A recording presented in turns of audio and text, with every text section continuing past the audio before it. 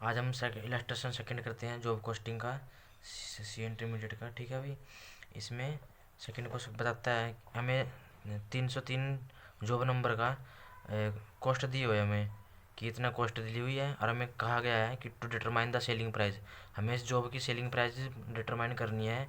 ठीक है, और यहाँ पर भी दिया हुआ है कि prepare cost sheet, job cost sheet बनाएंगे, और जो जो हम सेलिंग प्राइस डिटरमाइन करेंगे, रिवाइज्ड कॉस्ट बनाएंगे हम उसको हम करंट फाइनेंशियल ईयर के एक्चुअल फिगर्स के बेसिस पर बनाएंगे, जो कि हमें प्रॉफिट एंड लॉस अकाउंट से दिया हुआ है। और बाद में दिया है कि हमें 20% का प्रॉफिट भी हमें उनको ऐड करना है, ताकि हम सेलिंग प्राइस डिटरमाइन कर पाए। ठीक है, अब इसको करते हैं जी।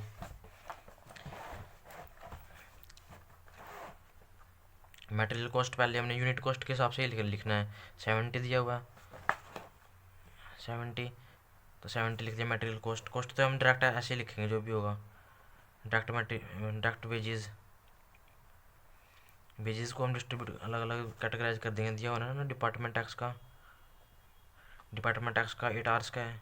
ठीक है जी, और डिपार्टमेंट वाई का 6 आवर्स का है, और डिपार्टमेंट जेड का 4 आवर्स की। मतलब कितने आवर्स ये डिपार्टमेंट्स काम कर रहे हैं, तब इस जॉब पे काम कर रहे हैं। अब इनका हमें वो भी दे रखी रेट, इसका हमें रेट भी दिया हुआ, सॉरी दिखा नहीं है। 8 आवर्स, 6 आवर्स और 4 आवर्स। ठीक है जी, एक्स का, वाई का और जेड का। और जो रेट दी हुई है वो 2.5 दी हुई है, मतलब इस रेट से उनको सैलरी मिलती है 2.5 पर आवर के रेट से इस डिपार्टमेंट को। ठीक है जी, तीनों का कर दिया हमने। इसके कैलसी से निकाल लेते हैं, क्या है 8 इंटू 2.5, 20 रुपीज़। ठीक है जी, 6 इंटू 2.5 है, 6 into 2.5 15, and 4 into 2.5 plus two 10। ठीक है जी, यहाँ पर कि मतलब इन्होंने एग्रीगेट करके दिया हुआ था 45, हमने इसको सेग्रीगेट कर दिया अलग अलग करके, क्योंकि हम इसका यूटिलाइज बाद में करने वाले हैं।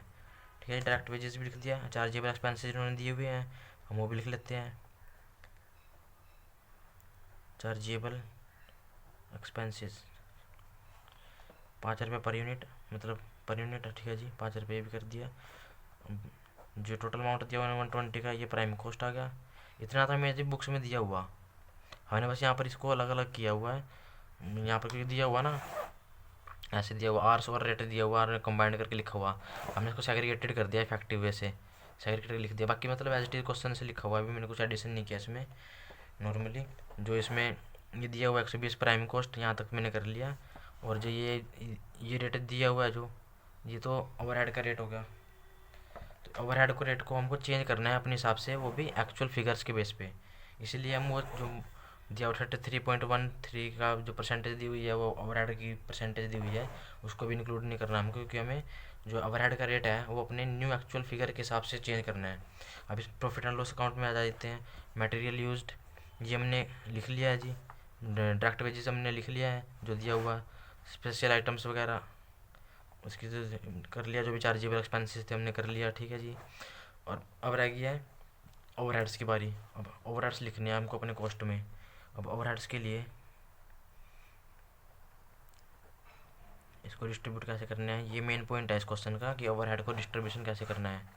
ठीक है जी, हमें प्रॉफिट एंड लॉस में दिया हुआ है, और एक्स का 5000, मतलब 5000, एंड डिपार्टमेंट वाई का 9000, एंड डिपार्टमेंट जेड का 2000 हमें ओवरहेड रेट दिए हुए हैं। हमको अब ऐसे पर यूनिट निकालना है इसका, पर यूनिट किस बेस पे निकालते हैं। ठीक है जी, नॉर्मली जो होता है कंडीशन होती है हमारी, नॉर्मली जो हमने ओवरहेड डिस्ट्रीब्यूशन वगैरह का चैप्टर पढ़ा हुआ है, उससे हमें ये समझ आता है कि जो ओवरहेड्स हैं वो जो भी कैलकुलेट किए जाते हैं, एब्जॉर्व किए जाते हैं, और नॉर्मली जो लेबर आर के बेस पे किए जाते हैं या तो, और जो लेबर आर्स ना दिए हुए हों तो हम डायरेक्ट वेजेस के ऊपर मतलब कि बेस बना के उसको डिस्ट्रीब्यूट कर सकते हैं किसी भी जॉब पे या किसी भी यूनिट कॉस्ट वगैरह पे।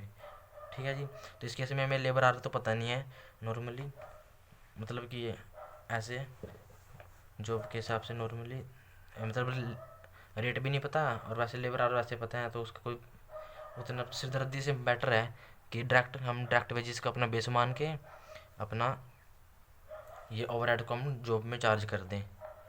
ठीक है जी, मतलब यूनिट पर यूनिट का रेट निकाल लेते हैं अपना, पर यूनिट रेट निकालना है। तो हमें डिपार्टमेंट एक्स का हमें 5,000 रुपये दे रखे जी। ठीक है, पर हमको इसके बेस पे मार करना है ना, डायरेक्ट वेजेस को बेस मान के उसका यूनिट निकालना है। अब हम देखेंगे डिपार्टमेंट एक्स जो है उसकी, ये अभी तेरा 5,000 की कॉस्ट है हमारी, डिपार्टमेंट एक्स की 5,000 की ओवरहेड की कॉस्ट है। पर इसमें कितनी है वेजेस क्या है, 10,000 की। ठीक है भाई, मीन्स नॉर्मली या तो यूनिटरी मेथड लगा लेते हैं कि 10,000 वेजेस पर इतने 5,000 रुपये डायरेक्ट ओवरहेड लगते हैं। तो हमारी जो डायरेक्ट वेज 20 था। ठीक है, तो इसलिए बाकी अब सिर्दर्दी से लेंगे, हम यूनिटरी मेथड से करते हैं। बुक में तो भी परसेंटेज वगैरह दी हुई है तो थोड़ा क्रिटिकल सा भी हो जाता है। हम यूनिटरी मेथड से करते हैं नॉर्मली, जो मैथमेटिक्स एज अ करते हैं। ठीक है, डिपार्टमेंट एक्स की 5,000 की कॉस्ट है, ऐसे नहीं। हमें हमें मेन पर्पज़ क्या है हमारा, ओवरहेड की हमें पर यूनिट की वैल्यू निकालनी है, जो 5,000 की है पर यूनिट की वैल्यू। ठीक है जी, और उसका किसको बेस मान के, डायरेक्ट वेजेस का बेस मान के नॉर्मली। तो अब क्या करते हैं, डिपार्टमेंट एक्स की जो है वो हमने डिपार्टमेंट एक्स की जो है वो हमने 20 निकाल ली थी पर यूनिट। तो 20 कॉस्ट जो है पर यूनिट, वो कितने कॉस्ट की टोटल कॉस्ट का है, मतलब तो 10,000 टोटल कॉस्ट है। यानी जितने भी यूनिट्स हमें प्रोड्यूस्ड किए होंगे, हमें ये नहीं पता कितने यूनिट्स प्रोड्यूस्ड हुए हैं, इसलिए तो हम टोटल कॉस्ट को ले लिए 10,000 कॉस्ट पे, हमें पर यूनिट 20 रुपये पड़ रहा है। तो हम अगर जो यूनिट कॉस्ट फिर हमारी 5,000 की टोटल कॉस्ट की, मतलब टोटल 5,000 की कॉस्ट की हमारी यूनिट कॉस्ट कितनी होगी, सिंपल यूनिटरी मेथड करके इसको कैलकुलेशन करेंगे तो क्या आएगा, 20 डिवाइडेड बाय 10,000 इंटू 5,000। ठीक है अभी, इसका आ गया 10 rupees per unit cost department x का। वैसे ही अब इसमें चलो थोड़ा कन्फ्यूजन होगी, डिपार्टमेंट वाई में आपको अच्छे से समझ आ जाएगा कि मैंने किया कैसे लिया। तुम्हें नॉर्मली हमें क्या करना है, यूनिट कॉस्ट निकालनी है। ठीक है जी, तभी जाके हम सेलिंग कॉस्ट प्राइस निकाल सकते हैं ना किसी भी एक, मतलब इस जॉब का पर यूनिट के हिसाब से जो ये दिए हुए हैं इस हिसाब से ही। नॉर्मली देखो डिपार्टमेंट वाई का हमारे यूनिट कॉस्ट 15 रुपीज़ है, यूनिट कॉस्ट 15 रुपीज़ है। उसका एग्रीगेट कॉस्ट कितनी है, 12,000। ठीक है जी, 12,000 के एग्रीगेट पे, एग्रीगेट कॉस्ट में टोटल कॉस्ट जितना भी मैंने मटेरियल प्रोड्यूस किया है उसकी टोटल कॉस्ट में 12 है, पर यूनिट उसकी 15 रुपये पड़ रही है कॉस्ट। तो अब एग्रीगेट हमारे पास ओवरहेड जो है वो डिपार्टमेंट वाई का 9,000 का है। तो हम इसका बाई अप्लाइंग यूनिटरी मेथड, ये यूनिटरी मेथड होगी ना मैथमेटिक्स में करते हैं जो 10th तक अप टू। तो ऐसे करके हम अपनी 9,000 की टोटल ओवरहेड की भी हम यूनिट कॉस्ट निकाल लेते हैं। 15 डिवाइडेड बाय 12,000 इंटू दिन 9,000, 11.25 पर यूनिट कॉस्ट आ गई आपकी ये। ठीक है जी, और डिपार्टमेंट अब आगे देखते हैं डिपार्टमेंट जेड का। ऐसे ही सिमिलरली डिपार्टमेंट जेड का हमारे यूनिट कॉस्ट 10 रुपये है, और उसकी ओवरऑल कॉस्ट कितनी थी, 8,000 की। और हमें किसकी यूनिट कॉस्ट निकालनी है, डिपार्टमेंट जेड की 2,000 कॉस्ट टोटल है। तो 2,000 का ये 10 था ना, हाँ जी 10 था। ठीक है, तो इसकी हमें यूनिट कॉस्ट निकाल लेंगे, 10 divided by 8,000 multiply by 2,000, 2.5 unit cost. ठीक है जी, ऐसे करके हमें अपनी ये भी निकाल लिया हमने, और ओवरहेड्स मतलब को डिस्ट्रीब्यूट कर दिया हमने। ठीक है, उसके बाद ओवरहेड डिस्ट्रीब्यूट कर दिए, वर्क्स को टोटल था ये भी ऐसे है। अब सेलिंग प्राइस एक्सपेंसेस हमारे 20,000 रुपये के दिए हुए हैं, सेलिंग एक्सपेंसेस 20,000 रुपये के दिए हैं, जैसे सेलिंग एक्सपेंसेस दिए हुए हैं 20,000 रुपये के। अब हमको इसकी हमें कुछ परसेंटेज वगैरह ऐसे तो एग्रीगेटर लिख नहीं सकते, क्योंकि हम यूनिट कॉस्ट चाहिए। यूनिट कॉस्ट के लिए हमें फिर इसकी यूनिट कॉस्ट निकालनी पड़ेगी या इसकी परसेंटेज निकालनी पड़ेगी किसी को बेस बना के। तो हम इस केस में सेलिंग एक्सपेंसेस 20,000 रुपये है, हम उसको वर्क्स कॉस्ट को बेस बनाते हुए इसकी परसेंटेज निकाल लेंगे, कितनी परसेंटेज कितनी है यहाँ पर। जैसे कि सेलिंग एक्सपेंसेस जो है वो 20,000 है और वर्क्स कॉस्ट जो है वो 2 लाख है। तो हमारी परसेंटेज कितनी होगी वो वर्क्स कॉस्ट की 20 डिवाइडेड बाई 2 लाख इंटू 100, यानी कि 10% of works cost. Work cost हमारी निकल गई है, सेलिंग एक्सपेंसेस पड़ेंगे। ऐसे ही फिर हमारी ये वर्क कॉस्ट ही आ गई हमारी भी यहाँ पर टोटल करके 120 पहले थे प्लस 10 कॉस्ट प्लस 11.2.5 ये आ गया। ये हमारी 143.75 की वर्क्स कॉस्ट्स।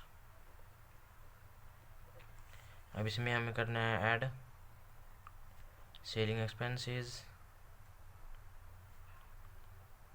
सेलिंग एक्सपेंसेस जो है वो 10% है, @10%। तो इसका 10% करेंगे हम तो 14.375 आपका आ गया ये। फिर हमारा आ जाएगा टोटल कॉस्ट, इसको ऐड कर देंगे 143.75 से तो 158.125 ये हमारी टोटल कॉस्ट आ गई। अब हमको यहाँ पर बस प्रॉफिट ऐड करके सेलिंग प्राइस निकाल देना है। ऐड प्रॉफिट का रेट हमें क्वेश्चन में दिया हुआ है कि हमें 20% ऐड करना है total cost to determine selling price. तो हम इसको ऐड कर देंगे @20% ऑफ टोटल कॉस्ट दिया हुआ है। टोटल कॉस्ट तो डायरेक्ट अप्लाई कर देंगे, ठीक है जी। 158.125 इंटू 20%, इसका प्रॉफिट आ गया 31.625 और एग्रीगेट सेलिंग प्राइस ऐड कर देंगे तो हम